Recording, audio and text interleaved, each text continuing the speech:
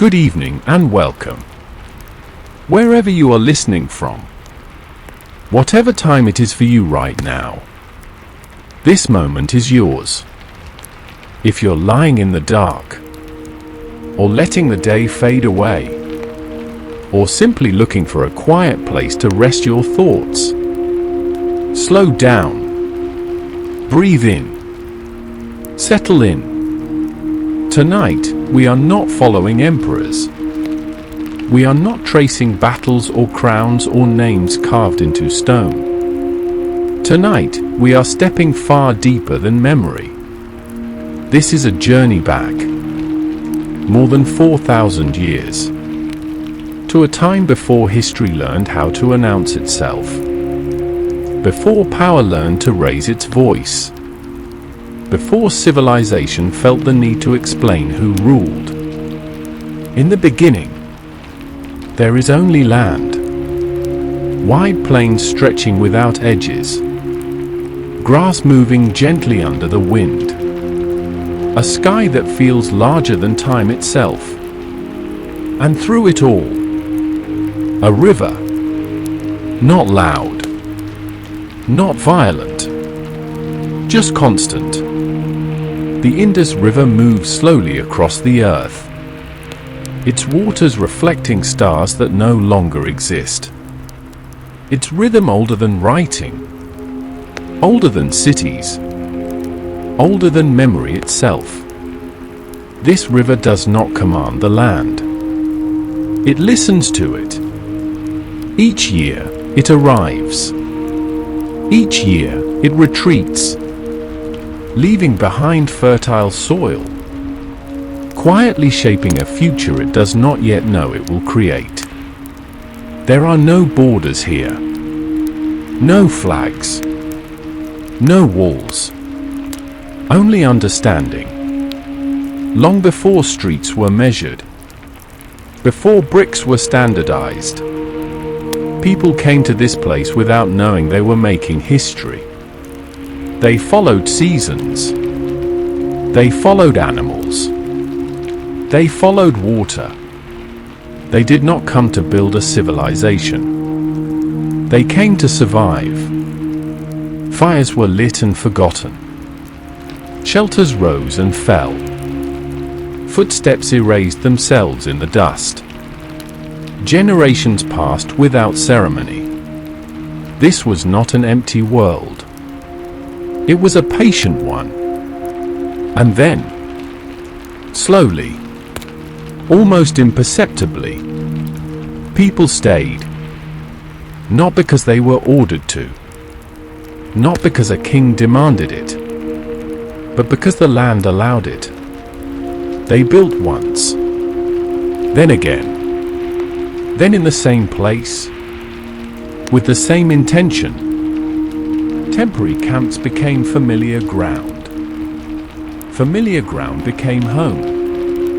And without realizing it, they crossed a line humanity has crossed only a few times in its entire story. They chose permanence. This is where civilization truly begins. Not with ambition, not with conquest, but with trust. What would grow here would one day be known as the Indus Valley Civilization. But for now, it has no name. Only movement, only rhythm, only time. In the chapters ahead, we will walk its streets, enter its homes, and study the astonishing order it left behind. But first, we must listen, because before this civilization built cities, it learned how to live quietly with the land, and that lesson shaped everything that followed. The people who settled here did not arrive with plans. There were no maps drawn in advance, no visions of cities waiting to be fulfilled. What they had instead was attention. They watched the river carefully, not day to day, but year to year, They noticed where the water slowed, where it spilled gently into the soil, where it withdrew without tearing the land apart. They learned the moods of the Indus River, the way one learns another living being. When to approach, when to step back, when to wait. At first, their structures were light. Walls made of mud and reeds. Roofs that surrendered easily to wind and rain. Nothing here was meant to last forever. And yet, some places were rebuilt again and again. Not because they were sacred, not because they were commanded, but because they worked. This is how intelligence appears in archaeology. Not as brilliance, but as repetition that improves. Each rebuild corrected a mistake from the last. Each season refined what survival required. Floors rose slightly higher above flood level. Storage pits deepened. Paths straightened just enough to remember. No one gave orders. Everyone adjusted. If you had walked among them then, you would not have seen a civilization awakening. You would have seen ordinary days. Hands shaping clay. Grain being dried in the sun. Children learning which ground stayed firm after rain. This was not progress driven by ambition. It was progress driven by care. The land itself encouraged this patience. The plains were generous, but only to those who listened. Too close to the river, and floods erased your work. Too far away, and the soil hardened, unwilling to give. So settlements found balance. Not clustered tightly, not scattered recklessly. Spaced in quiet agreement with nature. Over decades, then centuries, patterns began to emerge. Paths became predictable. Living spaces separated naturally from storage areas. Waste was kept away from water sources. These decisions were never written down. They were remembered. And memory, shared across generations, is stronger than instruction. At some point, and archaeology cannot give us a date, these settlements stopped feeling temporary. People began building not just for themselves, but for those who would come after. Walls thickened. Bricks were shaped more deliberately. They began to standardize. Not because uniformity was demanded, but because it made rebuilding easier. Easier to replace. Easier to repair. Easier to trust. This is the moment historians often miss. Because nothing dramatic happens. No conquest. No revolution. No collapse of an older order. Just a quiet realization. We are staying. What grew here would eventually stretch across hundreds of kilometers. What began as riverside choices would become one of the largest urban cultures of the ancient world. But in this moment, it still felt small. Human scale. There were no walls separating people by rank. No structures rising far above the rest. Whatever authority existed did not need to announce itself. This absence matters because it tells us something radical. Power here was not visible. Other civilizations shouted their hierarchy. Kings taller than everyone else. Temples scraping the sky. Statues carved to intimidate time. Here, Nothing demanded attention. Order existed. Without spectacle, the land did not reward domination. It rewarded understanding. And so understanding became tradition. As centuries passed, the settlements grew closer to one another. Trade began quietly. Clay vessels exchanged. Stone tools refined. Nothing flashy, but networks formed. Not empires, communities. By now, we are approaching the threshold of something new. The point where villages become cities, where shared habits turn into shared systems. But before streets are laid out, before bricks are stacked with astonishing precision, before drains run beneath the ground, there is one final truth to absorb. This civilization was not born from urgency. It was born from comfort. Not excess, not luxury, but enough. Enough food, enough water, enough trust in tomorrow. And that, more than kings or gods, is what allows cities to exist. In the next chapter, we will follow the rhythm that made all of this possible. The seasonal pulse, the rise and retreat, the quiet agreement between humans and water. Because to understand the cities of the Indus Valley Civilization, we must first understand the river. They never tried to control. Long before it was measured, before it was mapped, before it was named, the river was believed to know. Not in words, not in thoughts, but in memory. The people who lived beside the Indus River did not speak of it as water alone. They watched how it arrived, at almost the same time each year. How it swelled, without warning anyone. How it withdrew, without explanation. To them, this was not randomness.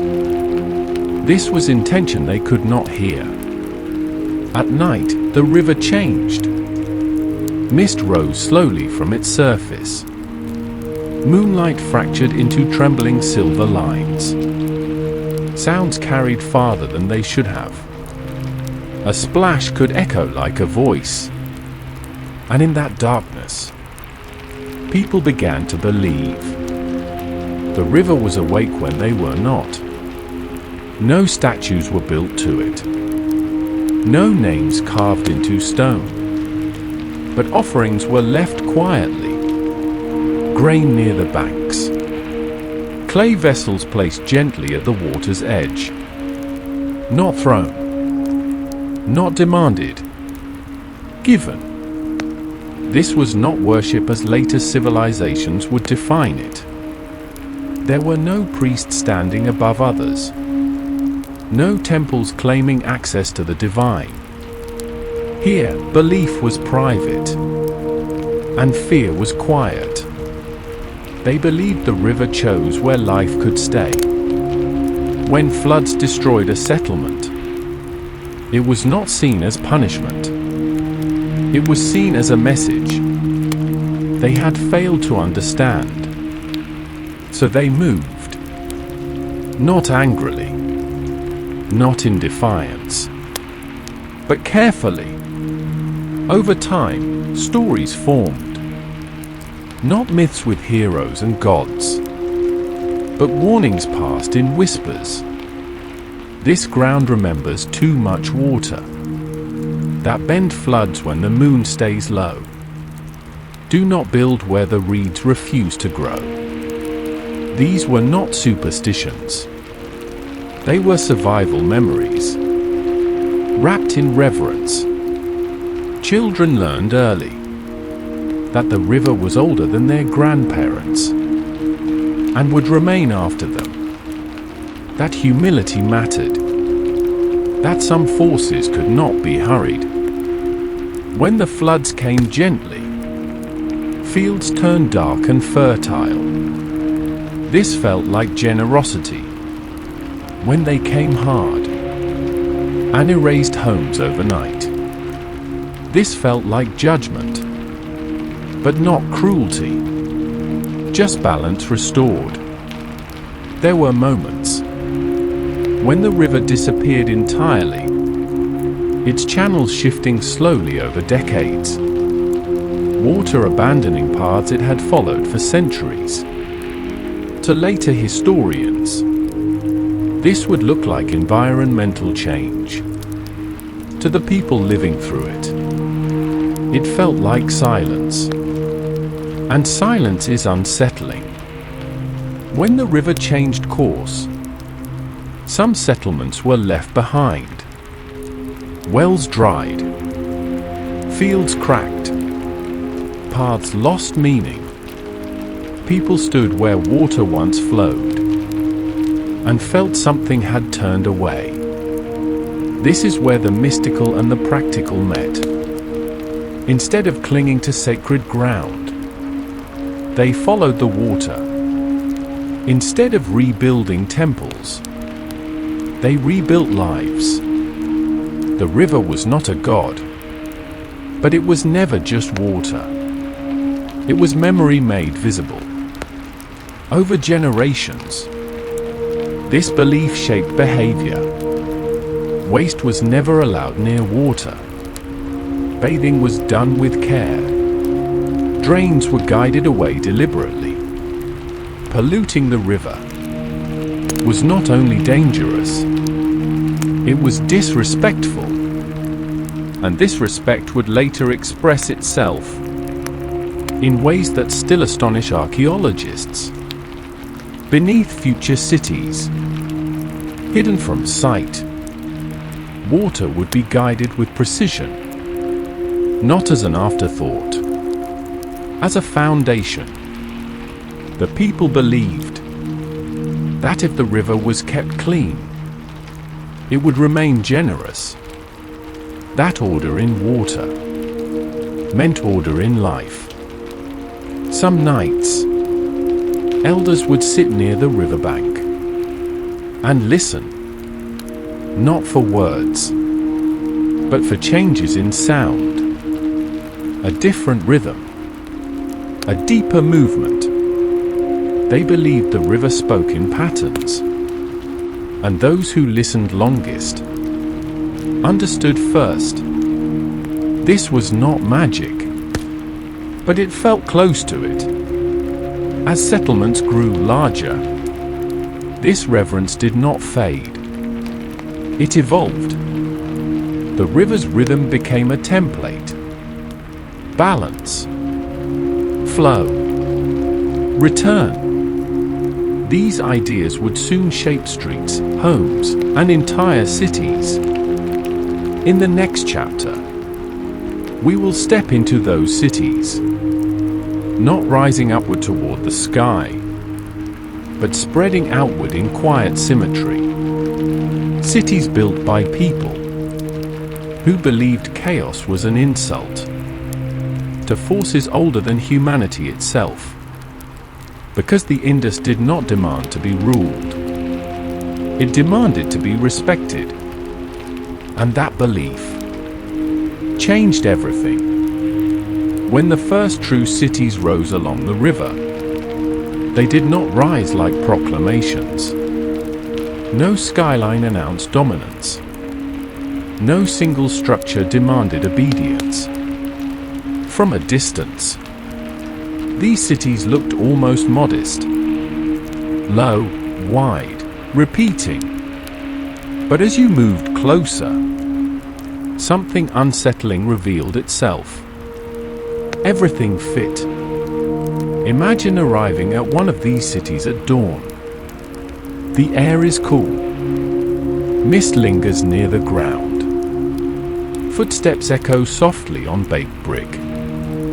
You are standing in Mohenjo-Daro, though no one here calls it that. Names are not important yet.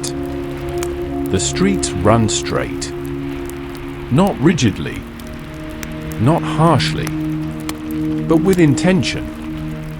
They intersect cleanly, forming a pattern that feels less like command and more like agreement. No palace stands at the center. No temple rises above the rest.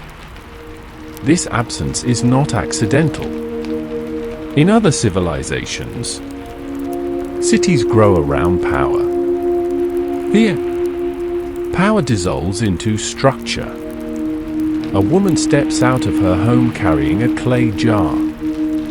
Her house opens inward, around a private courtyard. Sunlight falls into the center of the space, warming stone that will stay cool later in the day. She does not live beneath anyone. She does not live above anyone. Her home is one among thousands. Nearly identical. Nearly equal. This is where historians hesitate. Because cities like this should not exist without authority. And yet, here they are. Each house connects to a covered drain. The water flows away silently, hidden beneath the street. No smell, no stagnation. Waste disappears without ceremony. This is not luxury. This is discipline. Somewhere nearby, a man repairs a brick wall. The bricks are uniform, standardized. Not because a ruler demanded it, but because replacing a brick should be easy. This is a city built to be repaired. Children run through narrow lanes, memorizing the city without knowing they are learning geometry. Every turn feels predictable, safe. The city does not confuse them. Now walk farther, toward the elevated platform at the city's edge. Here, buildings are larger, not taller, just stronger, more solid. This is not a palace. This is storage. Grain. Security not for a king, but for everyone. A story survives only in implication. During a bad season, grain was released carefully, not hoarded, not controlled through fear. Distributed. No records celebrate generosity, but the city continues. At the heart of the city lies something different. A large rectangular structure, sunken into the earth, lined with brick sealed by bitumen. Steps descend slowly into still water. This is not a reservoir. This is the Great Bath. People enter it quietly. No shouting. No spectacle. They wash deliberately. Not to impress gods, but to reset themselves. To return to balance. Some believe this was ritual. Others believe it was social. But perhaps it was something older than religion. A reminder. Cleanliness is order made visible. As evening falls, lamps glow softly inside homes. The city does not roar at night. It breathes. Smoke rises straight upward. The streets empty naturally. No guards enforce silence. It simply arrives. Now step back and see the city whole. There are tens of thousands of people here. And yet, no statues, no royal tombs, no inscriptions proclaiming conquest. Only seals. Small. Carefully carved. A trader presses one into clay. A symbol appears. Animals, lines, shapes. The meaning is lost to us now. But to them, it was enough. Identity without ego. Trade routes stretch outward. Copper from distant hills. Shells from the sea. Beads traveling farther than their makers ever would. The city is connected to the world, but does not hunger to rule it. Now travel north to Harappa. Different location. Same logic. Same brick ratio. Same street planning. Same refusal to elevate one life above another. This is not coincidence. This is culture. And cultures like this do not arise accidentally. They arise when people agree, over generations, that stability matters more than glory. There are no heroic stories carved here, because heroism was not centralized. Everyone maintained the city.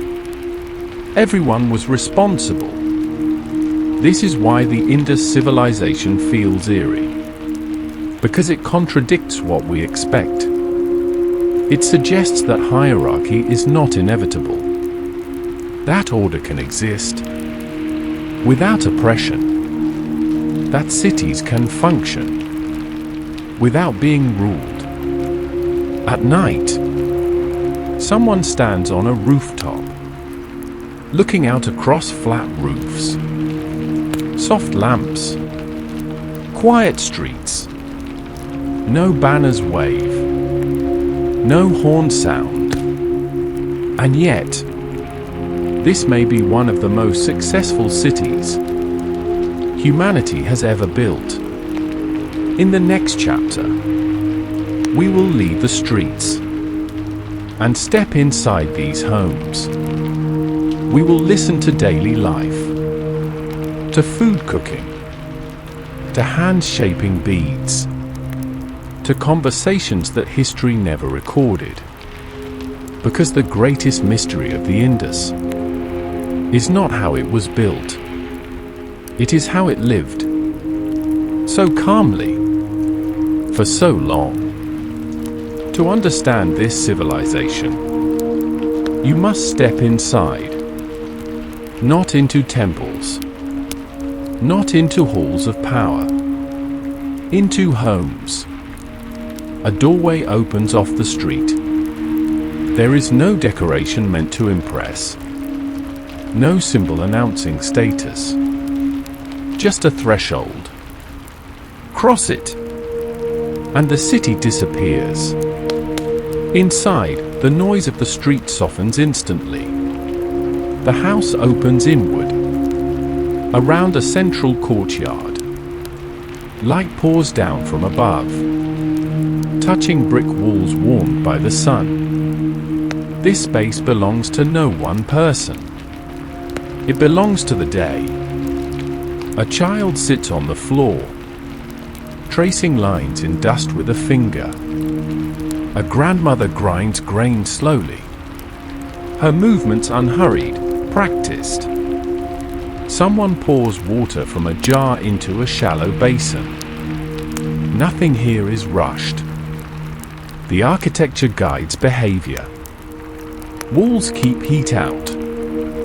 Courtyards pull air through the house naturally. This is not accidental design. This is knowledge refined across generations. At the edge of the courtyard, a narrow staircase climbs upward. The roof is flat. At night, people sleep there, beneath stars that feel close enough to touch. Above them, the same sky their ancestors once studied to predict floods and seasons. Somewhere nearby, a woman lights a small oil lamp. The flame flickers. not violently, but steadily. Fire here is not spectacle. It is companion. In one corner of the house, a small niche has been built into the wall. Nothing elaborate. Sometimes it holds a figurine. Sometimes a shell. Sometimes nothing at all. This is where belief lives. Quietly. There is no evidence of ground gods here. No towering idols. No cosmic battles carved into stone. Instead, belief is domestic. Personal. A mother teaches her child which days are good for planting. An elder warns not to anger the river. Someone speaks softly before bathing, not to a god, but to water itself. These are not rituals as later civilizations would define them. They are habits, wrapped in respect. Water enters the home deliberately. Some houses have private wells. Others share access nearby. Either way, water is never taken lightly. It is drawn carefully, used thoughtfully, returned cleanly. Beneath the floor, a covered drain carries waste away. Out of sight, out of mind. This hidden system is one of the civilization's greatest achievements. And yet, no one celebrated it. It simply existed. Imagine the discipline required. Tens of thousands of people agreeing silently, not to pollute, not because of law, but because disorder would offend forces they believed were watching. At dusk, food is prepared. Flatbreads cooked on clay griddles. Grain stew simmered slowly.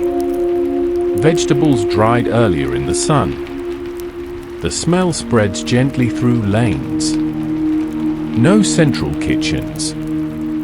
No state distribution. Just households repeating a rhythm. Older than the city itself. Now listen closely. There is music. Not staged.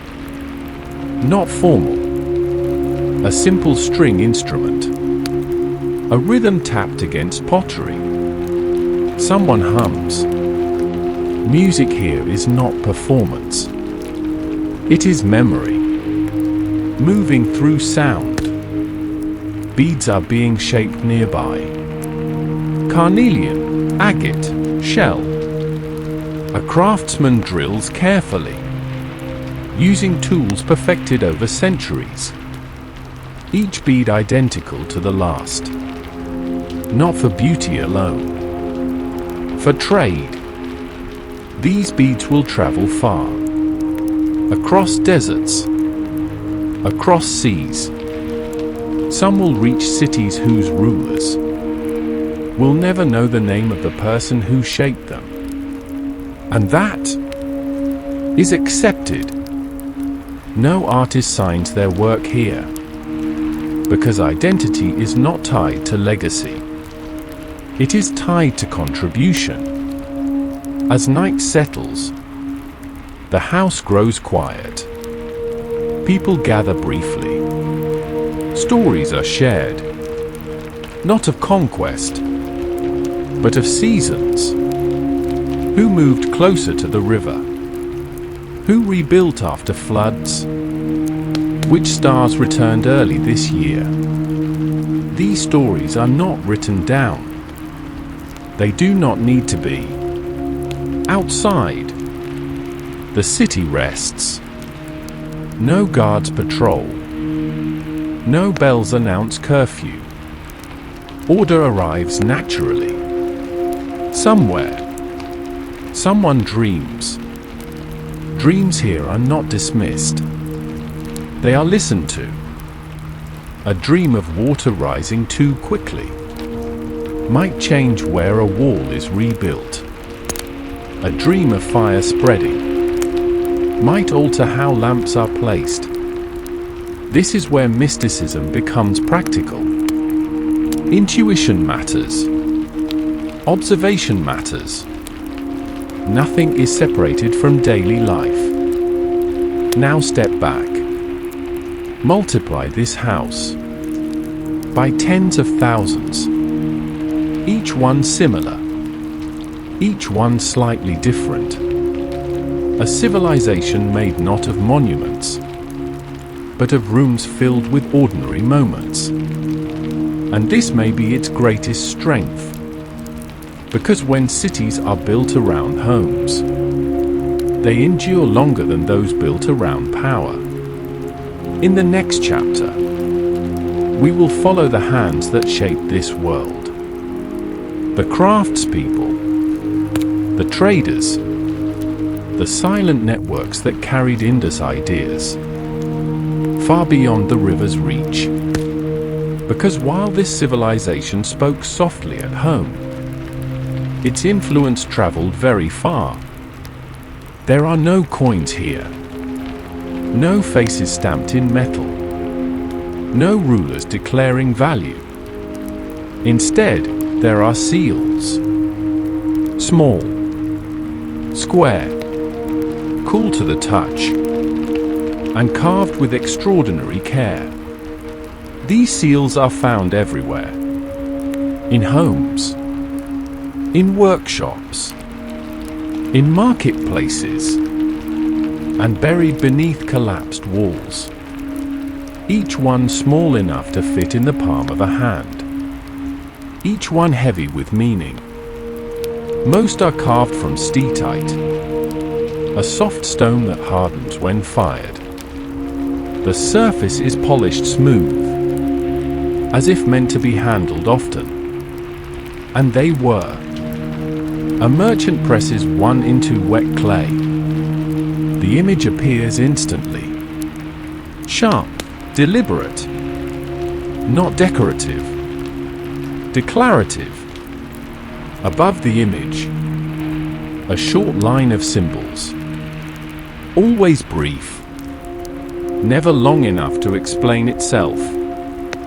This is the Indus script, and to this day, it has never been read. These symbols are not random. They repeat. They follow patterns. They obey rules. But no bilingual key has ever been found. No Rosetta Stone. No voice from the past to guide us. The seals speak, but we no longer understand the language. Now look closer at the animals. This is where the mystery sharpens. Bulls appear often, strong, grounded, facing forward or in profile. Symbols of strength, wealth, fertility? Possibly. But the bull here is calm, not charging, not violent. Controlled power. Elephants appear. Massive. Patient. Animals that remember. Animals that move slowly, but reshape landscapes. Perhaps respected. Perhaps feared. Rhinoceroses. Rare. Dangerous. Unpredictable. Their presence suggests knowledge of deep wilderness. These people knew the land far beyond their cities. Tigers. Muscular. Silent. Not roaring. Watching. And then, there is the most famous figure of all. The animal that should not exist. The unicorn. It appears again and again. A single horn. Long neck. Slender body. Always shown in profile. always calm, always facing a ritual object, a strange stand or offering vessel placed before it. This is not a fantasy unicorn, as later cultures imagined. This creature feels symbolic. Some scholars believe it is not a mythical animal at all. They argue it may represent a stylized bull, a composite animal, a clan symbol, or a concept, not a creature. But here is what cannot be ignored. The unicorn dominates the seals more than any other animal. If this were merely decoration, variety would rule. But repetition suggests meaning. Perhaps the unicorn represented unity. One horn, one identity, a symbol for a merchant guild, or a ritual purity ideal, or something we no longer have words for. The unicorn never fights, never hunts, never dominates. It stands, observes, accepts. Beneath many of these animals is another recurring element. A ritual stand, a fire altar, an offering table, a measuring device. No one knows, but its presence suggests ceremony, trade mixed with belief, commerce infused with ritual. These seals were not money. They did not represent value directly. Instead, they represented authority, identity, trust. If your seal marked a shipment, your reputation traveled with it. Your symbol mattered more than your name. Now imagine this. A seal from the Indus Valley is found in Mesopotamia, far west, thousands of kilometers away. This is not imagination. It is archaeological fact. Indus seals have been discovered in cities of Mesopotamia, and Mesopotamian texts mention a distant land called Meluhha. Most scholars believe Meluhha was the Indus region. The Indus people were known, but they remained unnamed. Their goods traveled farther than their stories. Beads, shells, timber, perhaps cotton, one of the earliest cultures to use it. And yet, no Indus ruler ever demanded recognition. No Indus king demanded tribute. They traded. They connected. They returned home. Now consider this. A civilization deeply connected to trade usually celebrates wealth. But here, wealth leaves no monuments. Instead, we find balance. Standardized weights. Carefully calibrated stones. Systems designed to prevent cheating. Trust was enforced not by fear, but by structure. Some seals depict a human figure, seated, cross-legged, surrounded by animals, often called the Protashivat figure. This figure wears a horned headdress. Animals face him. The pose feels controlled, centered. Is this a god? A yogic figure? A symbolic guardian? No answer survives. But if this is a deity, it is not a conquering one. It is a watcher, a mediator, a presence aligned with nature, not above it. Once again, the Indus refuses to shout. The seals are everywhere, yet explain nothing directly. They imply stories without recording them. And perhaps this is intentional, because writing here may not have been for storytelling. It may have been for administration, for logistics, for trust. A civilization that valued order over expression, structure over legend. In the next chapter, we will follow these objects outward, across deserts, across seas, into foreign ports. We will trace the Indus as part of a global Bronze Age network, because while their cities remained quiet, their influence traveled farther than they ever could. And when the trade routes fell silent, something else followed. The Indus cities did not end at their walls. They extended outward, quietly, along rivers, across deserts, and into the sea. To the west, beyond dry plains and shifting sand, lay worlds that spoke loudly. Cities with kings, cities with temples stacked toward the sky, cities that carved their rulers into stone and wrote endlessly about their victories. And yet, these worlds traded with the Indus.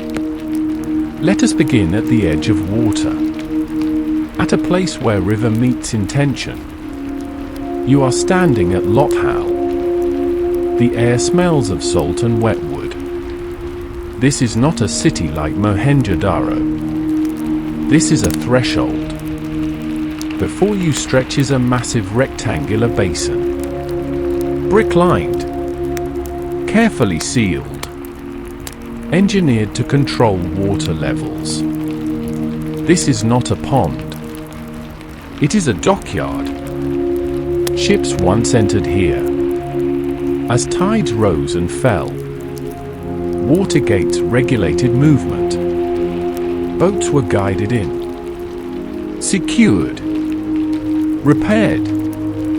This is among the earliest known ports in human history.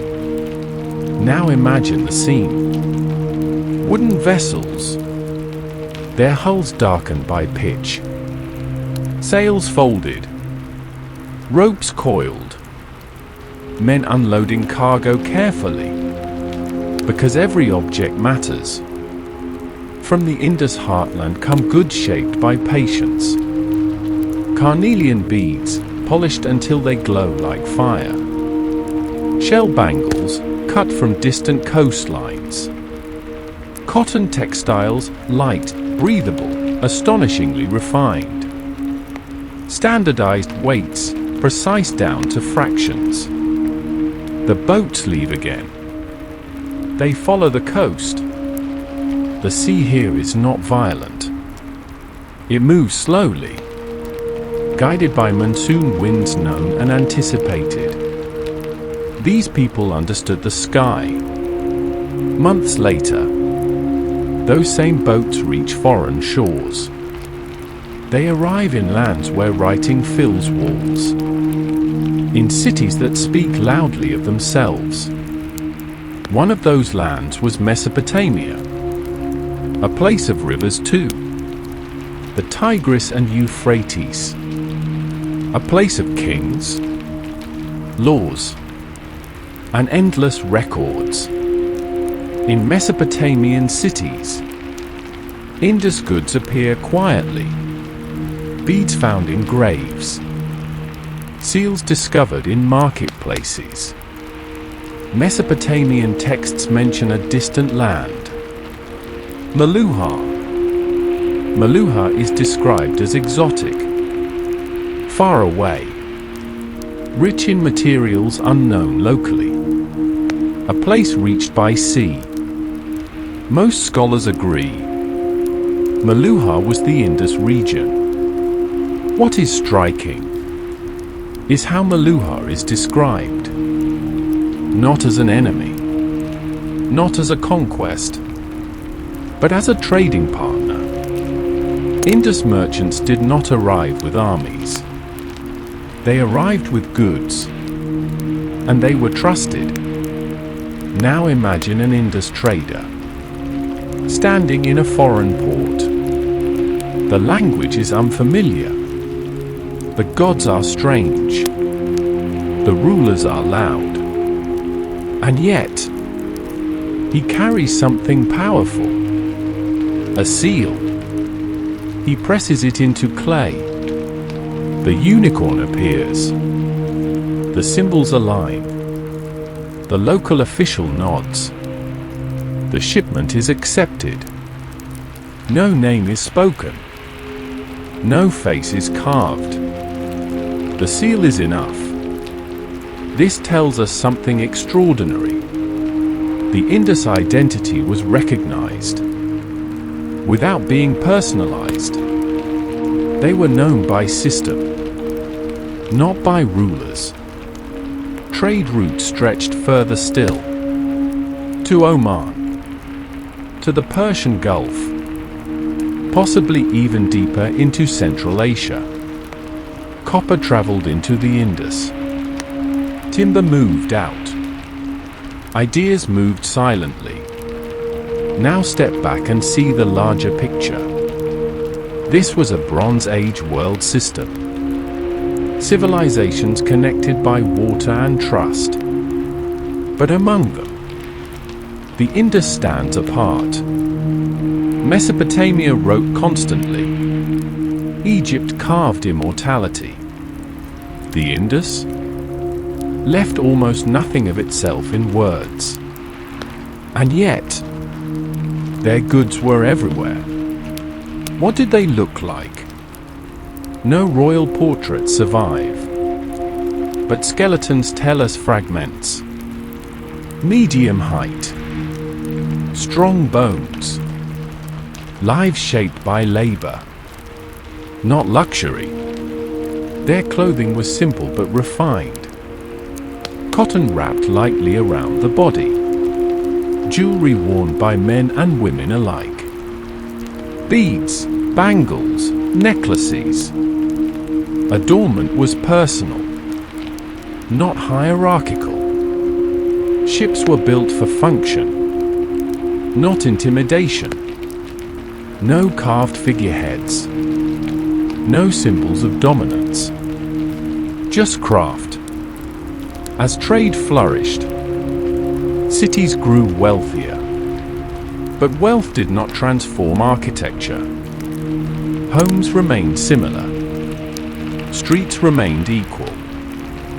This is where historians grow uneasy, because prosperity usually creates inequality. But here, inequality leaves no trace. Perhaps it existed, but if it did, it was restrained, contained, and restraint, once again, appears to be the Indus secret. As centuries passed, the world around them changed. New powers rose. Trade routes shifted. Political centers moved. And slowly, the ports fell quiet. Ships stopped arriving. Dockyards silted up. The sea withdrew. Trade does not collapse dramatically. It fades. And when trade fades, so does connection. In the next chapter, we will return inward, back to the cities, back to the question that refuses to rest. What happens to a civilization when its lifelines grow silent? Because the Indus did not fall to invasion. It did not burn. It simply stopped reaching outward. Civilizations do not always end in fire. Some do not fall to armies or burn beneath foreign banners. Some simply lose the thing that once made them possible. For the people of the Indus, that thing was water. The river that had once arrived with patience began to behave differently. Not suddenly, not violently, just less reliably. Floods came at unfamiliar times. Some years, they arrived late. Other years, they did not arrive at all. Fields that had once darkened with promise remained pale and cracked beneath the sun. At first, people did what they had always done. They adjusted. They rebuilt slightly farther from the banks. They deepened wells. They widened canals. This was not panic. This was experience. But the changes did not stop. The great river systems of the region were not fixed lines. They were living paths, shaped by tectonic movement, monsoon shifts, and slow changes in climate. One river in particular mattered deeply, the Gagahakra River. Today, it is mostly dry.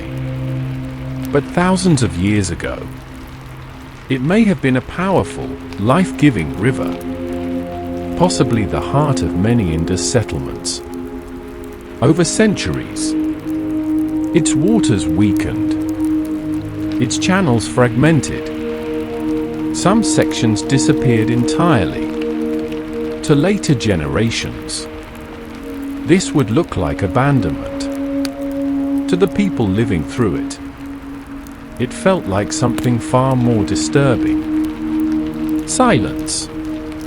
Imagine standing where water once flowed. The familiar sound is gone. The earth feels lighter beneath your feet. Wells that once filled overnight now take days. The old stories no longer predict correctly. Dreams no longer warn in time. The river does not answer.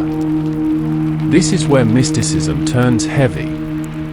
Because when a civilization believes, that balance keeps the world alive. Imbalance feels personal. Some elders would have said, "We have missed something. We have failed to listen." But no correction worked. Trade had already begun to thin. Ports like Lothal slowly filled with silt. Ships stopped coming. Goods stopped moving. Without trade, cities feel heavier, more dependent on local harvests, more vulnerable. Still, there is no evidence of war. No mass graves. No defensive fortifications hastily built. Instead, there is something far stranger. Order continues, even as the cities empty. Archaeologists find streets still clean, drains still maintained, homes still repaired, but fewer footprints. People did not flee. They left deliberately. Families moved eastward, toward regions with more reliable rainfall, toward the plains that would later host entirely new cultures. They did not carry statues. They did not carry monuments. They carried habits, knowledge, ways of living. This is why the Indus feels like it vanishes. It does not. It dissolves. Its cities fade, but its people remain. Later cultures in South Asia will show echoes. Respect for water, ritual bathing, courtyard homes, emphasis on cleanliness. Urban planning without obsession over rulers. These are not coincidences. They are inheritance. The Indus civilization did not collapse. It transformed. By the time the great cities like Mohenjo-daro stood mostly empty, no catastrophe had occurred, just absence. Walls weathered slowly, bricks eroded gently, streets filled with dust, nature reclaimed without resistance. This may be the most unsettling ending any civilization has ever had, because it offers no villain, no drama, no final battle, only a question. What happens to greatness when it refuses to fight change? In the next chapter, we will stand among the ruins centuries later. We will watch strangers uncover these cities without understanding them, because the final story of the Indus is not how it lived, but how it was rediscovered. For thousands of years, the city slept. Wind passed through broken walls. Dust softened sharp edges. Bricks returned slowly to earth. People lived nearby, walked past the mounds, built villages beside them. But no one remembered. Local stories spoke of ancient ruins. Old bricks, harder than any others. Sometimes they were reused, sometimes ignored. No one imagined cities beneath them. Then, in the early 20th century, something changed. British engineers, building railways across the subcontinent, noticed something strange. The bricks, they were everywhere. Uniform, kill-fired, perfectly shaped, too perfect to be ordinary ruins. Rails were laid using ancient bricks. Entire stretches of track rested on the bones of forgotten cities. It was only later that questions were asked. Who built these? And when? In the 1920s, excavations began. Spades cut into earth that had not been touched. For nearly 4,000 years, walls emerged, straight, deliberate. At Harappa, what first appeared to be a small settlement kept growing and growing. Then, farther south, another site was uncovered, larger, more complex, more unsettling. Mohenjo-daro. Street after street appeared. Grids, drains, courtyards.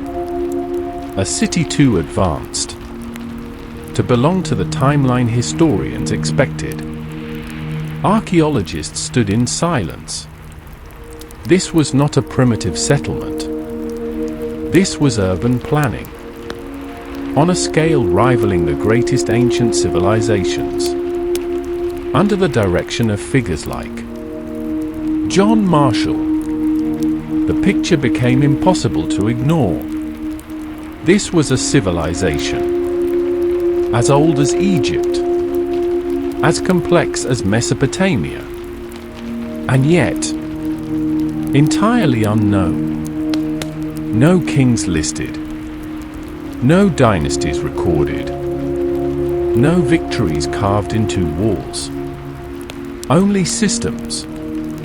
The Great Bath was uncovered slowly, brick by brick, sealed with bitumen, watertight after millennia. Archaeologists stepped back and asked an unexpected question. Why would a city invest so much in something so non-political? Nearby, drainage systems emerged, covered channels beneath streets, private bathrooms inside homes, waste management, older than most written laws. This discovery forced a rewrite of history because it revealed something radical. Urban life did not require kings. The deeper excavations went, the stranger it became. Homes were similar in size. No palaces dominated. No slums appeared at the edges. This was not equality declared. It was equality practiced. Then came the seals. Thousands of them. Animals. Symbols. Untranslated script. The excitement was immediate. Surely, this writing would explain everything. Decades passed. Then a century. And the script remained silent. No bilingual inscription. No long texts. No names. The Indus refused to speak. Skeletons were studied. Diet analyzed. Bones showed lives of work. But not starvation. Health was uneven. But not catastrophic. There was no sign of mass violence. No layers of ash from conquest. No weapon-filled graves. The mystery deepened. How does a civilization this large simply end? And then, slowly, the answer emerged. It didn't. The cities were not destroyed. They were left. Later cultures appeared elsewhere. New settlements. New languages. But familiar habits. The Indus did not vanish. It dispersed. Archaeology had uncovered cities. But it had also uncovered a challenge. A civilization that did not fit the narrative. Because history prefers drama. And the Indus offered restraint. As excavations continued, modern cities grew around ancient ones. Pollution threatened ruins. Water damaged foundations. Preservation became urgent. Today, Mohenjo-daro stands fragile. Salt rises through its bricks. The very water it once mastered now threatens to erase it again. And so, once more, the Indus faces silence. But now, we are listening. In the next chapter, we will step back from archaeology and ask the hardest question of all. There is a moment, just before dawn, when ruins feel awake, not alive, but aware. The streets of Mohenjo-daro are empty now. No footsteps, no voices, no smoke rising from rooftops. Only brick. Brick laid by hands that never imagined they would be remembered. If you walk here slowly, the city does not resist you. It does not try to impress. It does not tell you where to look. It simply exists. The wind moves through lanes, once measured with care. Dust settles where water once flowed, through channels engineered to last forever. Forever arrived, just not in the way they expected. This civilization did not leave behind a story of conquest. It left behind a question. Who were they? Really? They left no kings to admire, no tyrants to condemn, no heroes frozen in stone. History prefers those things because they are loud, because they argue, because they demand attention. The Indus never demanded. It offered. Its cities were built not around power, but around balance. Its homes faced inward, not upward. Its greatest monument was water made obedient, without being enslaved. And when the balance changed, they did not fight the land. They listened. Then they left. That choice feels alien to us, because modern civilization clings. It resists. It builds higher, louder, stronger. When the ground beneath it weakens, the Indus did the opposite. It loosened its grip. Perhaps this is why the civilization feels mystical. Not because it worshipped gods we cannot name, but because it practiced restraint. We no longer understand. Their symbols still stare at us. The unicorn, the horned figure, the animals arranged in deliberate silence. They seem to know something. We forgot to ask. Their script remains unread. Thousands of symbols, pressed into clay with care. Messages never meant for us. And that is unsettling. Because most civilizations want to be remembered. They carve their names into mountains. They shout their victories across time. The Indus did not. It is possible. They never imagined a future audience. They built for continuity, not legacy. For living, not storytelling. Stand now at the Great Bath. Its steps descend slowly into emptiness. Once, water reflected the sky here. People entered quietly. No spectacle. No priestly display. Just immersion. Water touched skin. Skin touched water.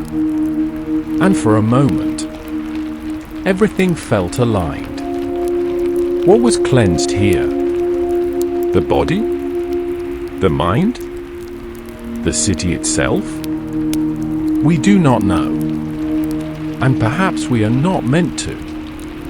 As centuries passed, the cities emptied.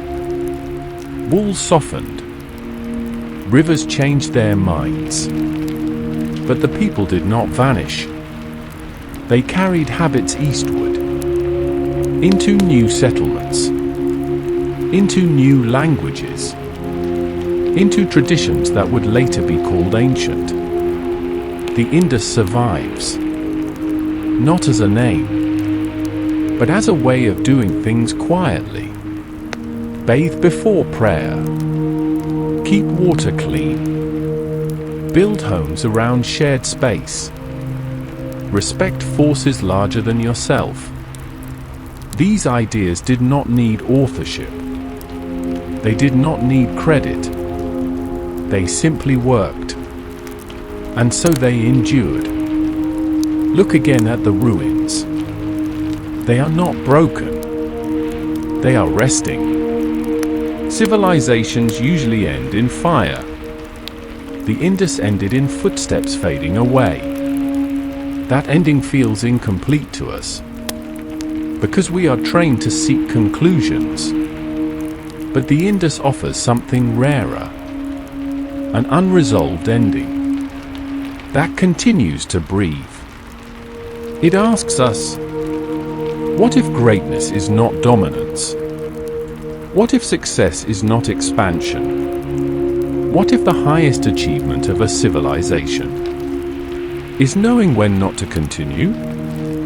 This is not a lesson carved in stone. It is one whispered through absence.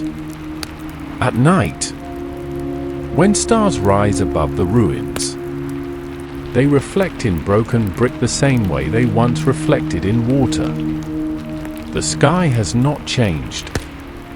Only we have. And somewhere, beneath layers of dust and uncounted time, a city still waits. Not asleep, not dead, waiting.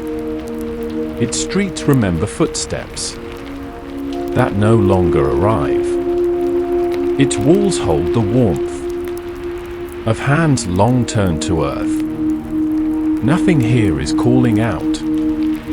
Nothing here is asking to be saved. It does not wish to be rebuilt. It does not wish to be ruled. It does not even wish to be remembered. In the way empires beg to be remembered, it waits for something rarer, understanding, because this city was never meant to conquer the future. It was meant to pass through time, without disturbing it. Its messages were never carved in monuments. They were folded into habits, into water flowing cleanly through stone, into homes built for balance, not display, into lives lived without needing an audience. We search its ruins for answers, but the Indus does not answer directly. It responds with silence, and in that silence, there is a question. What kind of civilization leaves? Without collapse, without glory, without a final scream? Perhaps the Indus understood something. We are still learning to ask. That not everything meant to last needs to dominate. That not all greatness needs a voice. That sometimes the highest form of wisdom is knowing when to step back and let the world continue without you. So the city remains, not as a warning, not as a prophecy, but as a presence, waiting beneath the earth, waiting beneath our noise, waiting beneath our certainty. And maybe, only maybe, it will speak again. Not in words, not in symbols, not in stone, but in the moment. We finally learn how to listen,